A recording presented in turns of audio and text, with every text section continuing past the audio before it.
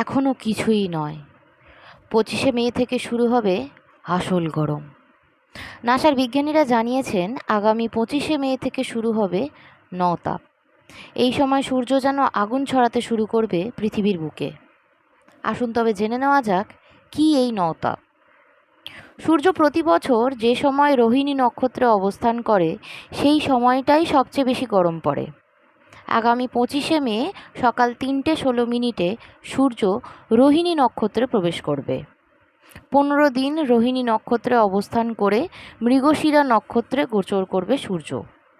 রোহিণী নক্ষত্রে সূর্যের অবস্থানের এই 15 দিন সারা বছরের মধ্যে সবচেয়ে উষ্ণ হয়। সূর্য রোহিণী নক্ষত্রে 15 দিন থাকলেও তার মধ্যে প্রথম 9 দিন গরম সবচেয়ে মারাত্মক আকার ধারণ করে। এই 9 দিনকে নওতাপ বলা হয়। এই সময় সূর্যকিরণ সরাসরি পৃথিবীর উত্তর গোলার্ধে এসে পড়ে।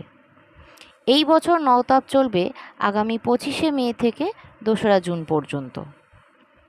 সাবধানে থাকতে হবে সবাইকেই। দেশের বিভিন্ন শহরে তাপমাত্রা 42 থেকে 45 ডিগ্রি সেন্টিগ্রেডের মধ্যে ঘোরাফেরা করছে। কলকাতা শহরের অবস্থাও গরমে হাঁসফাঁস করছে। বৃষ্টির জন্য সবাই হাহুতাশ করলেও আশার খবর শোনাতে পারছেন না আবহবিদরা। তারই মধ্যে এমন আশঙ্কাজনক খবর শুনে মানুষজন আরও হতাশ হয়ে পড়তে পারেন। সব তো আমাদের মধ্যে সাধারণ মানুষের হাতে থাকে না। তাই এই প্রবল গরমে আপনি ও আপনার পরিবারের সদস্যরা সুস্থ থাকতে পারবেন বেশি করে জল, দই, ডাবের জল ও ঠান্ডা খাবার খেয়ে।